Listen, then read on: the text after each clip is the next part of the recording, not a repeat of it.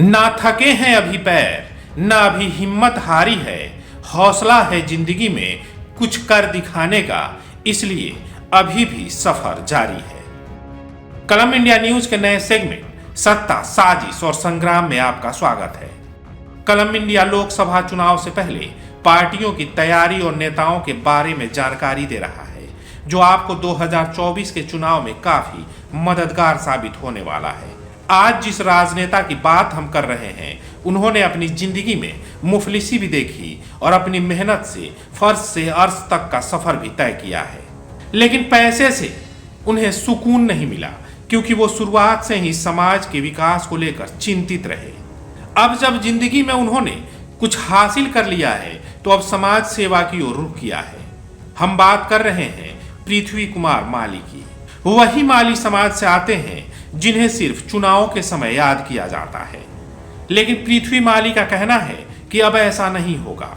आज हम पृथ्वी माली के उन्हीं अनछुए पहलू पर चर्चा करेंगे और बताएंगे कि आखिर बिहार समेत कई राज्यों में माली समाज का कोई नेता बड़ा क्यों नहीं बन पाया, और आखिर पृथ्वी माली किस मिशन पर निकले हैं और अपने समाज के लिए क्या चाहते हैं। मध्यम वर्गीय परिवार, मजदूर और फिर मानवता की सेवा के लिए माली परिवार का एक बेटा अपने मिशन पर निकला है, और उसका ध्येय सिर्फ और सिर्फ समाज की सेवा करना है।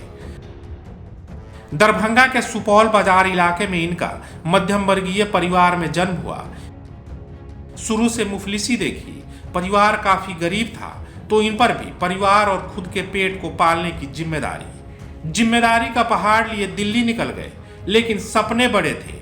2008 में दिल्ली में मजदूरी से शुरुआत हुई, लेकिन पढ़ाई की ललक भी साथ थी।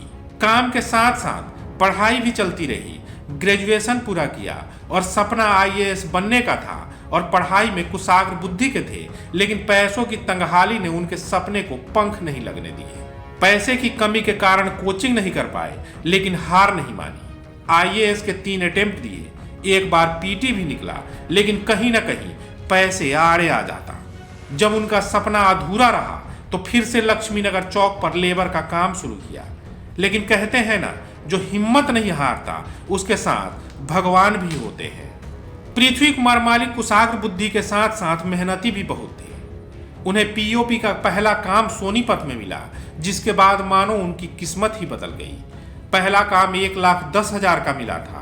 इसके बाद उन्होंने पीओपी के क्षेत्र में दिल्ली और एनसीआर में अपनी एक अलग ही पहचान बना ली। एएमआर मॉल का काम हो या फिर किसी नई बिल्डिंग का, सभी जगह पृथ्वी माली की डिमांड होने लगी। यही वो जगह थी जहां से पृथ्वी माली को टर्निंग पॉइंट भी मिला, वो भी एक राजनीति में आने का।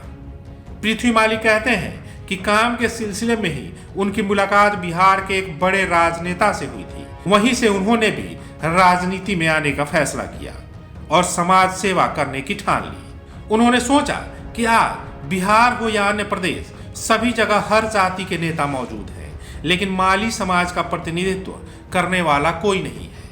ऐसे में उन्होंने अपने समाज के उत्थान का बीड़ा उठाया और भारतीय जन परिवार पार्टी बनाई, और फिर अपने समाज के हक के लिए मैदान में उतर गए।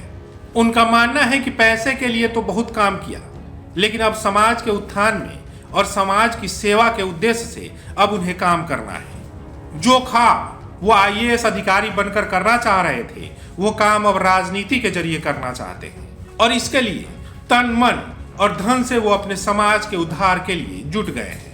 हालांकि इसमें कई बार परिस्थितियां आपके वश में नहीं होती, लेकिन सब कुछ जानते हुए भी वो लगातार समाज के मुद्दों को उठाने का काम कर रहे हैं। पृथ्वी माली कहते हैं कि मानव जीवन में आए हैं तो मानव सेवा ही एक उद्देश्य होना चाहिए।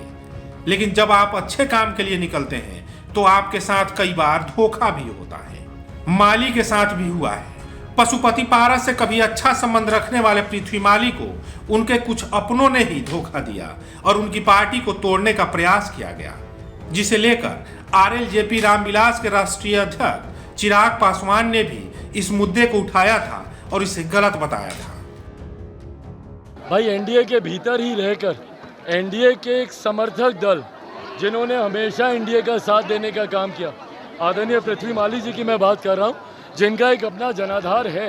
ऐसे में उनकी पार्टी से लोगों को तोड़कर लेना ये उचित नहीं है। पर हाँ, उनकी ये परंपरा रही है। उन्होंने जब अपनी ही पार्टी में सेंधमारी की तो ऐसे में तो वो गठबंधन के घटक दल है। भारतीय जन परिवार पार्टी एनडीए का घटक दल है और इसके राष्ट्रीय अध्यक्ष पृथ्वी कुमार माली बिना शर्त भाजपा को बिहार में मजबूत करने में जुटे हैं। बीजेपी की कोई भी रैली हो उसमें पृथ्वी कुमार माली और उनकी पार्टी के कार्यकर्ता हजारों की संख्या में उपस्थित रहते हैं। इसका उदाहरण देखने को मिला था अमित शाह की रैली में, जब हजारों की संख्या में भारतीय जन परिवार पार्टी के समर्थित कार्यकर्ता उस रैली का हिस्सा बने थे और कार्यक्रम को सफल बनाया था। वहीं पृथ्वी कुमार माली कुढ़नी चुनाव को याद करते हुए कहते हैं कि उस चुनाव में हमारी पार्टी ने भरपूर समर्थन किया था और उस चुनाव में पार्टी को बम्पर जीत मिली थी, जिसके बाद अमित शाह, गिरिराज सिंह, सम्राट चौधरी, संजय जायसवाल ने भी उनकी जमकर तारीफ की थी। पृथ्वी कुमार माली का कहना है कि समाज की बेहतरी के लिए हमारे समाज का विकास होना बेहद जरूरी है, जिसके लिए वो दिन रात मेहनत करते हैं। वहीं लोकसभा चुनाव और विधानसभा चुनाव में हिस्सेदारी को लेकर उनका कहना है कि अब स्थितियां बदली हैं और इस बार के लोकसभा चुनाव में भी उनकी पार्टी की हिस्सेदारी मिलनी तय है, चाहे विधानसभा हो या फिर लोकसभा। हालांकि सीटों को लेकर फिलहाल कुछ भी कहना मुनासिब नहीं होगा, लेकिन संख्या बल के अनुसार उनकी भागीदारी पर एनडीए गठबंधन में चर्चा जरूर होने लगी है, क्योंकि एक बड़ा तबका का समर्थन उनके साथ है जो अति पिछड़ा के नाम पर सिर्फ ठगा सा महसूस करता रहा है और अब भी बिहार में अति पिछड़ा जाति का कोई नेता नहीं है। ऐसे में पृथ्वी कुमार माली ने उनकी आवाज को बुलंद करने का फैसला किया है, जिसको अपार समर्थन भी मिल रहा है। बिहार में अति पिछड़ों के लिए राजनीति एक बहुत महत्वपूर्ण विषय रहा है। बिहार में करीब 36% आबादी अति पिछड़ी है। जातिगत सर्वे के अनुसार अति पिछड़ों की राजनीति अब ओबीसी पर भारी पड़ने वाली है। भले ही बिहार में अति पिछड़ों की राजनीति में और उनका खेमनहार बनने की कोशिश लगभग सभी पार्टियों ने किया हो, लेकिन उनका भला किसी ने भी नहीं किया। उन्हें सिर्फ वोट बैंक की राजनीति का शिकार बनाया गया। लेकिन पृथ्वी कुमार माली ने अब अति पिछड़ों को मुख्य धारा से जोड़ने का बीड़ा उठा लिया है और यही वजह है कि जो बिहार अब तक अति पिछड़ों के नेता की तलाश में था, शायद अब वो समय आ गया है कि एक नेता उसे मिल गया है। पृथ्वी कुमार माली का कहना है कि अब समाज बदल रहा है, उसके हिसाब से हिस्सेदारी को भी बदलने की जरूरत है। वो कहते हैं कि जिसकी जितनी संख्या भारी उसकी उतनी हो हिस्सेदारी।